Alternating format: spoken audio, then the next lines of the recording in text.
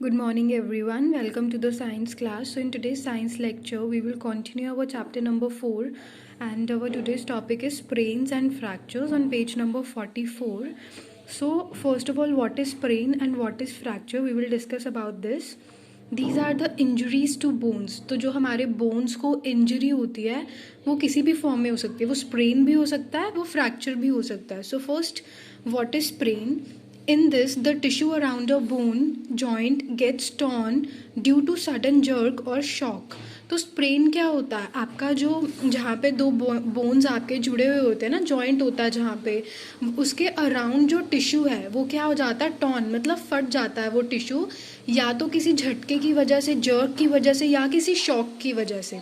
तो इस वजह से उस एरिया में क्या है? मोच आ जाती है, जिसे हम बोलते हैं sprain. Now what is fracture? Fracture क्या होता है? This results when there is a crack in the bone.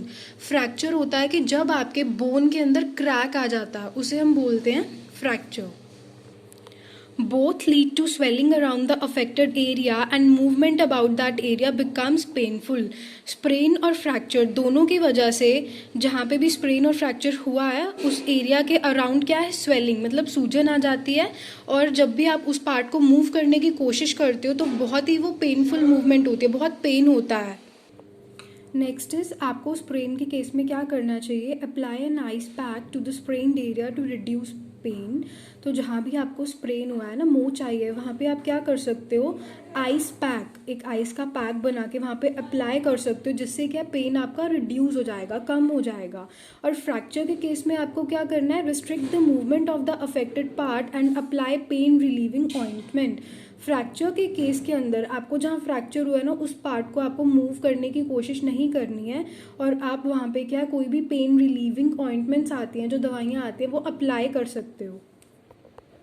Now in case of sprain, apply a pain relieving ointment and tie the affected area with a crepe bandage. तो sprain के case में आप क्या कर सकते हो? आप pain relieving ointment भी अप्लाई कर सकते हो, और उसके बाद आप क्या कर सकते हो? जो क्रीप बैंडेज, जिसको हम गर्म पट्टी भी बोलते हैं, वो क्या होती है? वो बहुत थिन होती है.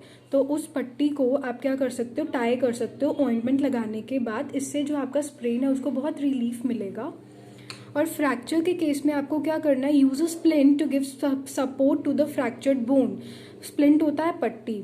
तो फ्रैक्चर, जहाँ आपको फ्रैक्चर हुआ है वहाँ पे आप पट्टी, मतलब किसी भी कपड़े की सपोर्ट ले सकते हो ना, ताकि उस पार्ट की मूवमेंट ना हो और आपको पेन ना हो. Now in case of sprain, जब आप क्रीप बैंडेज क्या करते हो? टाई करते हो. This provide support to the affected area during movement. तो उसकी वजह से जो आपका अफेक्टेड एरिया जहाँ स्प्रेन हुआ है ना, उसकी मूवमेंट क्या है? रिस्ट्रिक्ट हो जाती है ना, बंद हो जाती है, कम हो जाती है, जिसकी वजह से आपको पेन क्या है? पेन से रिलीफ मिलता है. और फ्रैक्चर के केस में हम पट्टी क्यों लगाते हैं? जो फ्रैक्चर्ड बोन है उसे सपोर्ट देने के लिए. To restrict the movement use a sling. Sling क्या होता है? A cloth folded into a triangular shape. तो फ्रैक्चर्ड बोन के केस में हम क्या करते हैं? स्लिंग की हेल्प लेते हैं ना, एक पट्टी बांधते हैं, जिससे क्या है, वो किस शेप में होती है? ट्रायंगुलर शेप के अंदर होती है, और वो अफेक्टेड पार्ट को क्या करती है? Support. It supports the affected part. आप इस पिक्चर में भी देख सकते हो यार. तो ये क्या, एक पट्टी है, ये हमारा हाथ क्या है? फ्रैक्चर हो गया. तो एक ट्रायंगुलर शेप के अंदर, दिस इज ट्रायंगुलर शेप. तो इस ट्रायंगुलर शेप के अंदर स्लिंग को क्या है? टाई किया गया है, ताकि आपका जो फ्रैक्चर्ड पार्ट है उसको क्या मिले? उसकी मूवमेंट बंद हो जाए और आपको पेन से रिलीफ मिले. Next is avoid movement of the affected part in case the swelling doesn't reduce, visit a doctor. Sprain के केस में आपने क्या करना है? मूवमेंट को रिस्ट्रिक्ट करना है, और अगर आपको फिर भी स्वेलिंग के अंदर क्या चेंजेस नहीं दिख रहे ना, स्वेलिंग कम नहीं हो रही है, तो you must visit a doctor. आपको डॉक्टर को दिखाना चाहिए. फ्रैक्चर के केस में immediately get the X-ray done to give further medical help to the victim. और फ्रैक्चर के केस में तो इट इज़ नेसेसरी कि आप डॉक्टर से क्या अपना एक्सरे करवाओ, ताकि आपको पता चले कि कहाँ आपको फ्रैक्चर हुआ है, कहाँ क्रैक आया है बोन में, और आपको क्या जल्दी ही मेडिकल हेल्प मिले. So this is about sprain and fracture. Now we will read about animal bite. So, animal bite. Animal bite is very dangerous as the bites of various insects and animals is poisonous and can even cause death if they enter the body. Animal bite, जब कोई भी animal हमें bite करता है ना, तो वो क्या बहुत ही डेंजरस होता है, ख़तरनाक होता है, क्योंकि उनकी बाइट्स के अंदर बहुत ही ज़्यादा हो सकता है पॉइजन हो या कोई ऐसा वायरस जिससे हमें इन्फेक्शन हो जाती है. So as the bites of various insects भी हमें बहुत बार बाइट करते हैं, एनिमल्स भी, तो वो क्या होती है पॉइजनस, मतलब जहरीली होती है उनकी बाइट. कभी कभी अगर वो हमारी बॉडी के ही अंदर एंटर कर जाता है पॉइजन या फिर इवन द इंसेक्ट, तो इससे क्या होता है हमारी डेथ भी हो सकती है if they enter the body. First is dog bite. तो डॉग बाइट के अंदर क्या होता है, wash the wound with water and antiseptic as the saliva of dogs contain harmful germs which can cause rabies. तो जब आपको डॉग बाइट करता है, कभी भी इन एनी केस अगर ऐसा होता है, तो आपको क्या करना चाहिए, आपका जो वाउंड है जहाँ पे उसने आपको बाइट किया है, उसको आपको वाटर से अच्छे से वॉश करना चाहिए. Then you have to apply antiseptic. कोई भी एंटीसेप्टिक क्रीम आप उस पर लगा सकते हो, क्योंकि जो डॉग का सलाइवा होता है ना, सलाइवा होता है थूक, तो जिसका सलाइवा होता है उसके अंदर बहुत ही जर्म्स होते हैं, हार्मफुल जर्म्स होते हैं, जिससे क्या है हमें रेबीज़, जब हमें डॉग बाइट करता है तो जो हमें डिजीज़ हो जाती है उसको बोलते हैं रेबीज़, तो उससे हमें रेबीज़ भी हो सकती है. Next is apply N antiseptic. Antiseptic apply करो उस एरिया के ऊपर. Next is immediately visit the doctor. और तुरंत क्या है, डॉक्टर को विजिट करो, मतलब चेकअप करवाओ डॉक्टर से, so that you get the proper treatment. Next is insect bite. अब जब इंसेक्ट हमें बाइट करता है तो हमें क्या करना चाहिए, in case of a honey bee और a wasp bite, remove the sting using a tweezer. This removes the sting and prevents it from spreading. अगर हनी बी या वेस्प आपको बाइट करता है ना, तो आपको क्या करना चाहिए, उसका जो स्टिंग होता है, जो डंक होता है, उसको आप ट्वीज़र आपने देखा होगा ना, चिमटी की तरह होता है, उसकी हेल्प से आप उसे निकाल सकते हो. This removes the sting. इससे स्टिंग बाहर निकल जाएगा और फर्दर है जो वायरस है या इन्फेक्शन है जो भी है वो आपकी बॉडी में स्प्रेड नहीं करेगा. Next is wash the bitten area with soap. जो जहाँ भी आपको उस इंसेक्ट ने बाइट किया उसे अच्छे से सोप से वॉश करो. सोप न्यूट्रलाइजेज द स्टिंग और the chemical released by the insect bite. जब आप इसे सोप से वॉश करोगे तो क्या होगा, जो भी स्टिंग के अंदर केमिकल्स थे, आपकी बॉडी में जो स्टिंग चला गया उसके अंदर जो केमिकल्स थे वो सोप से क्या हो जाएंगे, न्यूट्रलाइज, बैलेंस हो जाएंगे. इंसेक्ट बाइट जो आपको इंसेक्ट ने बाइट किया उसकी वजह से जो भी केमिकल्स आपकी बॉडी में एंटर हुए हैं तो वो सोप से न्यूट्रलाइज हो जाते हैं. इसलिए आपको अच्छे से वॉश करना चाहिए जो भी आपका बिटन एरिया है. Next is snake bite. So first step should be to stop the poison from spreading to the entire body, as snake poison directly affects the nervous system and leads to death. तो snake bite तो बहुत ही harmful होती है. इस case में आपको क्या करना चाहिए, आपको पॉइजन को अपनी बॉडी के अंदर फैलने नहीं देना है, क्योंकि स्नेक पॉइजन जो डायरेक्टली है वो हमारे नर्वस सिस्टम को अफेक्ट करता है, जिससे हमारी क्या है डेथ भी हो सकती है.